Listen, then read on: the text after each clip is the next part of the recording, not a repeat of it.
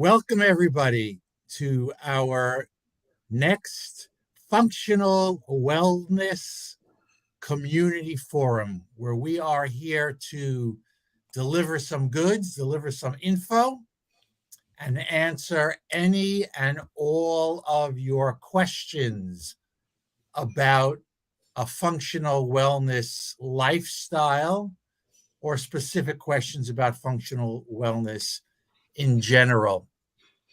I'm Dr. Daniel Fenster. I am the clinic director at Complete Wellness at 551 Madison Avenue in New York City.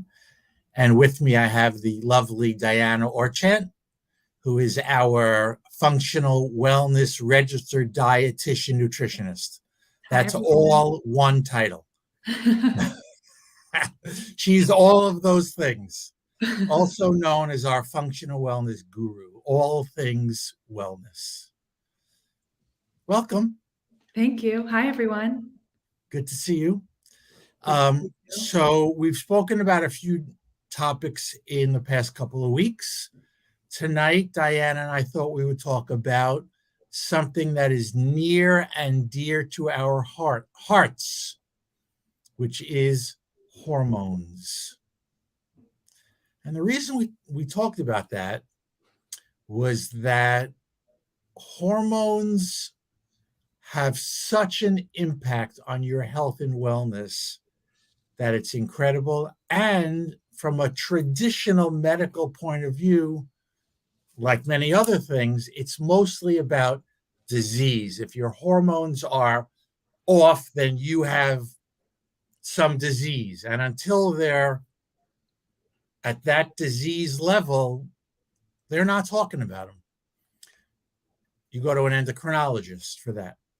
And that's sort of not our approach about hormones. I mean, certainly that too, but we go way deeper on hormones. And I'm even going to venture to say we go way earlier on hormones before people have a disease process going on.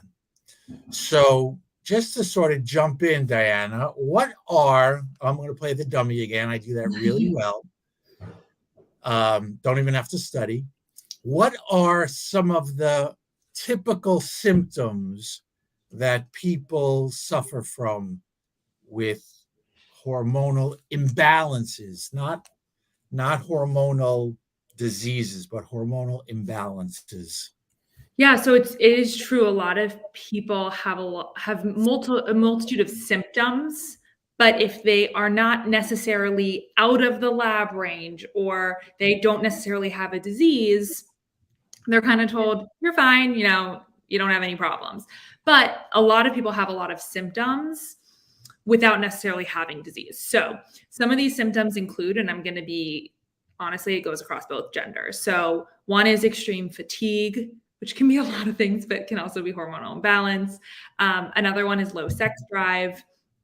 And then also, if you look at males and females, oftentimes females start, when you can tell when they have a lot of testosterone or they have any kind of hormonal imbalance, they might start actually looking more like a male, right? Having more male pattern balding or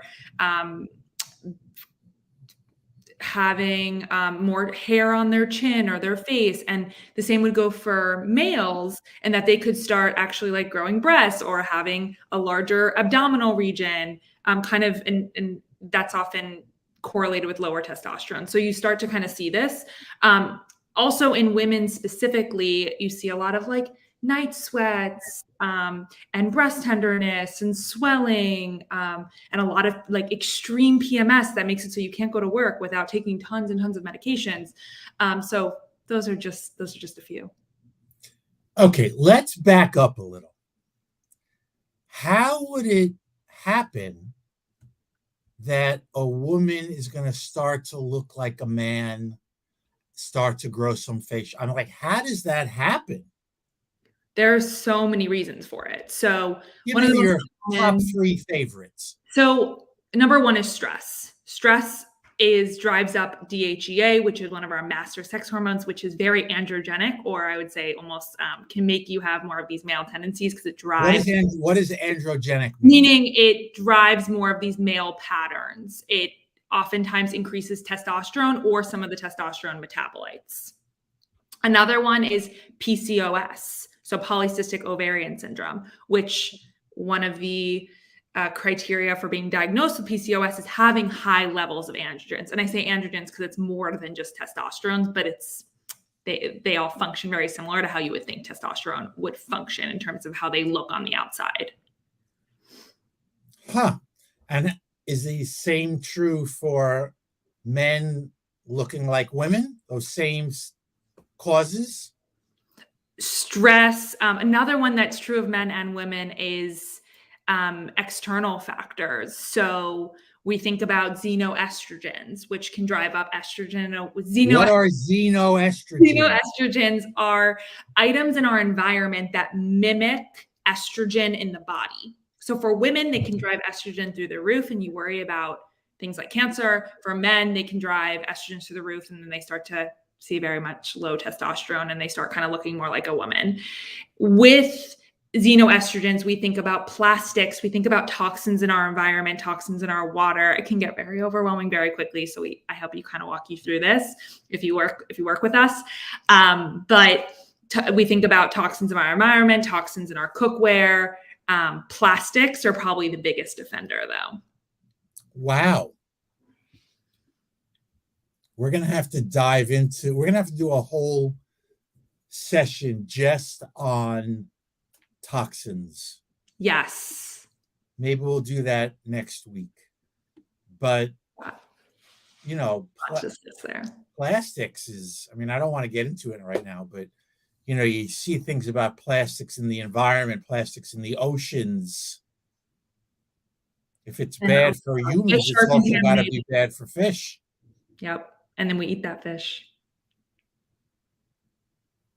Wow. You say a man growing breasts. It's not very often you see men with breasts. You do, though. Well, you think a lot about. I think you do when there's excess. Yeah, we're not saying men are going to wear a bra, but men often have a little bit of that sort of shape. It's called gynecomastia, when men have a little too much breast material. And I'm not talking about, Arnold Schwarzenegger, who had huge pectoralis muscles. You've seen pictures of bodybuilders and things like that. Men can be a little breasty. They don't grow breasts like they're going to have to wear a bra. But often you'll see men with a little breasty. And they often come in for weight loss, only to find out that estrogen is actually the problem. So when they come in for weight loss, the real problem is estrogen. Talk a little bit more about that for 1 minute. So oftentimes with men with higher estrogen, they actually store more visceral fat or fat around the abdominal region. And so if it's very hard for a lot of people. Everybody gets fat over there. Yeah, but then it's more of the struggle of no matter what I do, I cannot lose it. And so it's very hard just to say exercise and eat right? It's oftentimes actually getting rid of that excess estrogen through diet, through lifestyle, and oftentimes we need even a little bit more support. But we have to focus on getting rid of that estrogen, or it's going to be really hard to lose weight. So when guys complain about low testosterone, it's often more complex. It is. It can be for a lot of reasons, one of which is that testosterone is just turning into excess estrogen, which is often... Wait, talk about that for 1 second. So testosterone, the way that the hormone pathways work is that testosterone... What is a pathway? What does that mean? We have various pathways in our body. It actually all starts with cholesterol and DHEA. And basically there's various enzymes in the body that are responsible for turning different hormones into different hormones or into their metabolites. So when you think about the hormone pathway for a male, the way it works, and also for a female too, is that testosterone can get turned into estrogen. A male hormone can get turned into a female hormone. Mm-hmm. That sounds so counterintuitive. Well, if there's a lot of inflammation, if there's even like some thyroid issues, what else? Those are kind of the two that I think of. Certain foods that are being consumed, certain toxins in the environment that are being like loaded on us, or we're drinking out of certain things, or we're using certain cleaning products. Yes, testosterone can be turned into estrogen. And in a female, that's what we want, right? When that's shut off, that's a problem. We're seeing some level of inflammation. But in a male, we don't want that to happen. Sounds very complicated. It kind of is, but that's definitely one of the ways that it works. There's a lot of reasons why someone would have low testosterone. That's just one of them. So let's zoom out again. We sort of got very much into the weeds. What are the things that people will experience when their hormones are off? So bloating? Is bloating one of the things? Yeah, if you have high levels of estrogen, you could easily have a lot of bloating. How does that work? So there's as I drink out of my plastic bottle. One of the most common reasons is that we have an enzyme in the gut. It's called beta glucuronidase, and it's responsible for helping us detoxify estrogen out of the gut. If that level is high, it means that our estrogen detox pathways might be a little bit on the slower side. And so sometimes we need to help suppress that enzyme by actually supporting the gut bacteria, whether it's killing off some guys that we don't want, adding in some good probiotics or prebiotics, changing the diet, changing our lifestyle. And that itself can help the body better detoxify and get rid of estrogen. But the reason I say we look at the gut is because often these bacteria that I'm talking about can cause a lot of gas and bloating. Got it. So for a woman, if her estrogen is low, maybe she should drink out of a plastic bottle. No, you wouldn't. You definitely wouldn't want to do that. You're confusing me. At the same, like, while you might want to do something like eat more soy, right? Which could be slightly estrogenic if you do have low levels of estrogen. But we want to figure out why. Why do you have low levels of estrogen in the body? Is there some like level of inflammation going on? Are you going through menopause? Okay, well then that's normal. Are you going through menopause too early? Okay, then that's not normal. So, right, it's figuring out what's the reason why and then solving that. So I think that's a point that we should work on a little bit. How do you figure out why? For example, what you just said sort of rang a bell in my head. If someone's going through menopause too early, what does that mean too early? You know, there's not an expiration date when menopause goes off in all women. Everybody's a little different. Right. There could be a lot of reasons. One is that it's just in your family history, right? If your mother went through menopause on the earlier side, like that might be happening to you, although we would hope that we could change that. Oftentimes there's some level of hormonal imbalance. Like we could start to see that you have lower levels of estrogen. Why is that? And then support those pathways so that that's not the case.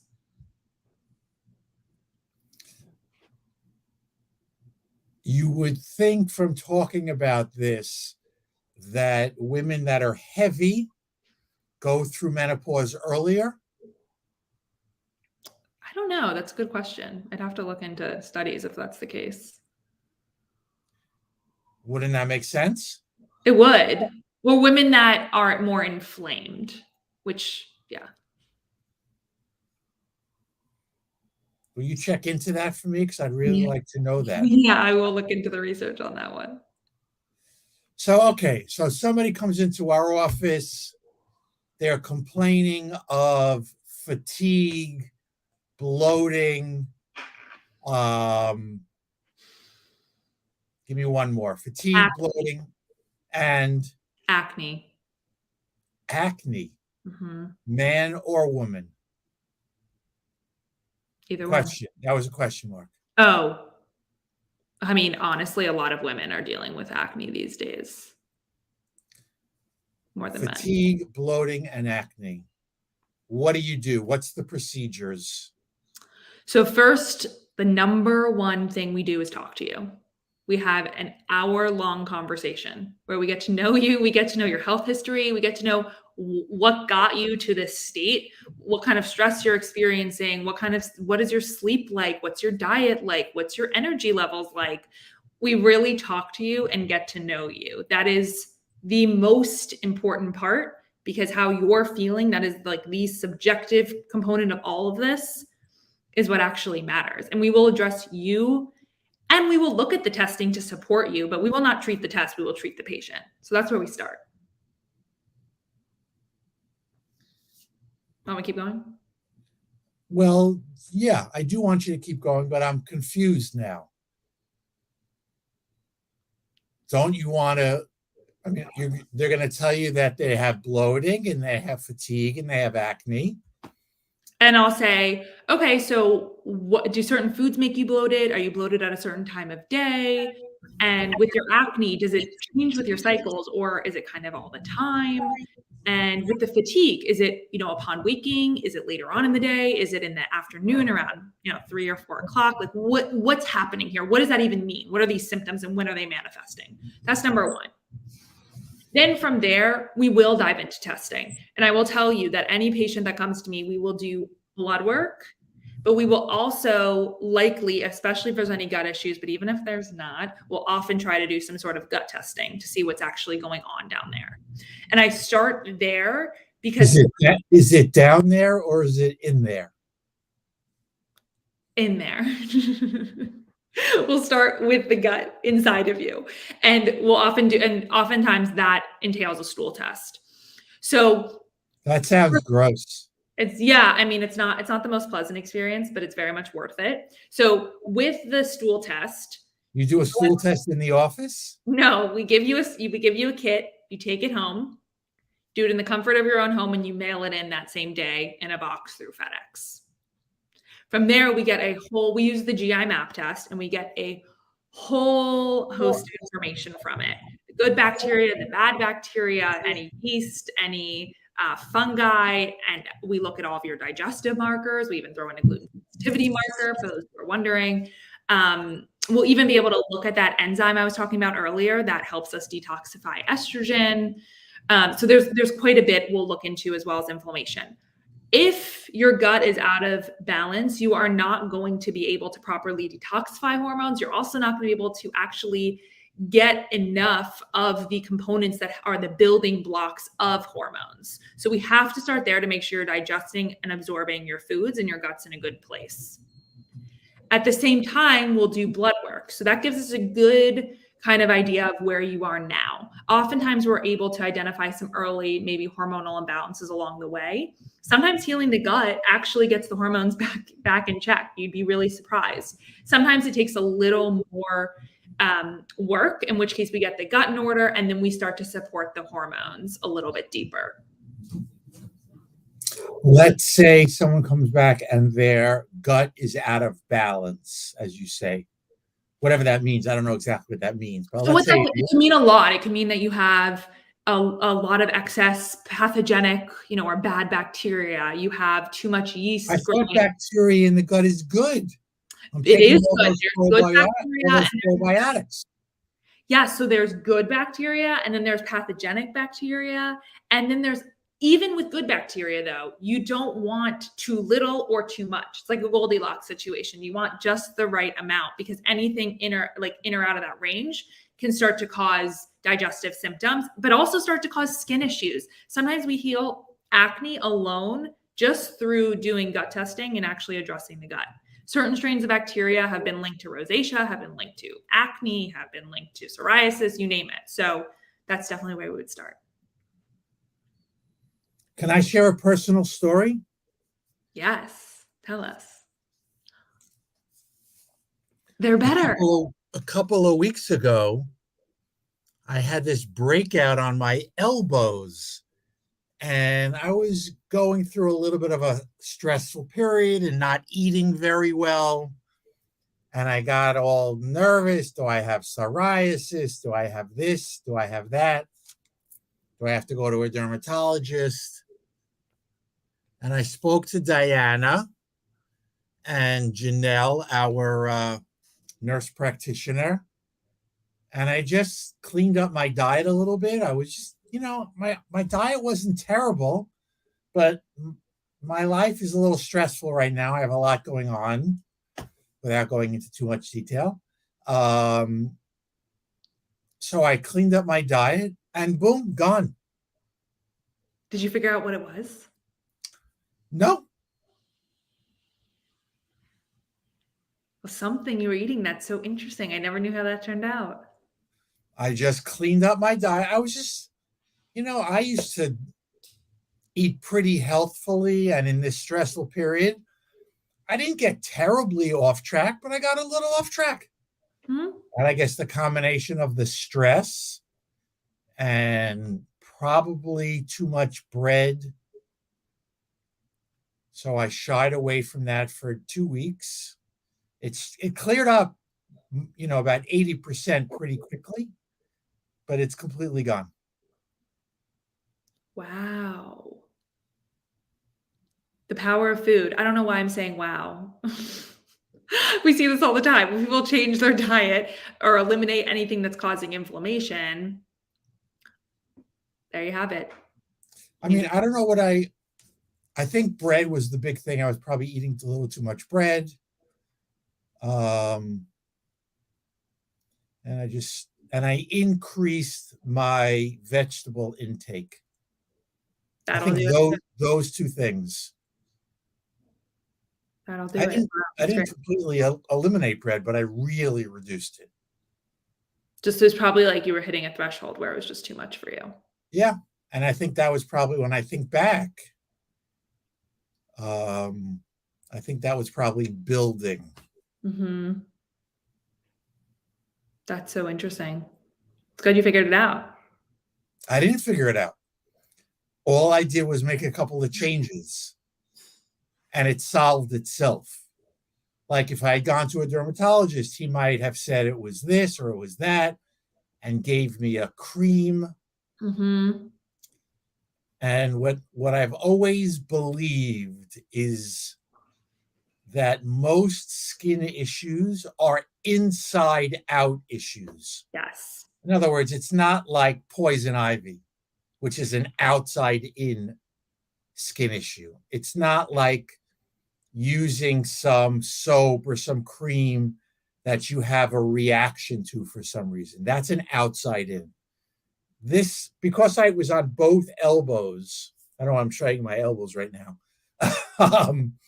Because it was on both elbows, I realized there was something in my system, something systemic. And that's why I just made those changes and it cleared up. Mm. That's great. Thank you. It's true though, your skin is a mirror. I always say it's a mirror of what's going on inside, and it's almost like if you think about it, if you have gut issues, it's like, all right, your gut is telling you that something's upset, but when you have skin issues, it's like it's your body literally trying to get on the outside to be like, come on, like something's going on in here, like treat it now. So I always say it's like the last cry for help. So how does the body, what are the different ways that the body detoxifies itself? There's three main ways: through our stool, through our urine, and through sweat. What are the next level? You mean Skin, internally? Oh yeah, the skin through sweat. but also that may have, that little skin breakout that I had might have been the body's attempt to detoxify. If you actually look at the composition of sweat, it's pretty wild what's in it. It's like you really want to shower after you work out. You're like walking around with heavy metals on you. Like it's gross. You want to get that sweat off of you. Another way the body detoxifies is through the lungs. Through the hair. As a good, it's just another good piece of information. That's why breathing is so important. Practicing breathing exercises and things like that. Yeah. Very important way for the body to detoxify. It looks like we have a question. Oh, food or supplement changes for women in 20s with extreme fatigue. What I first want to say to that person who asked that question is one of the goals, and I don't mean to take words out of your mouth. No, do it. One of the goals of functional wellness is to figure out why. Why do you have extreme fatigue? So it's hard to just say, okay, take this because you have extreme fatigue, because we don't know the why. You need a little bit deeper of a dive to be able to really answer that question well. However, I'm going to let Diana at least take a stab at it.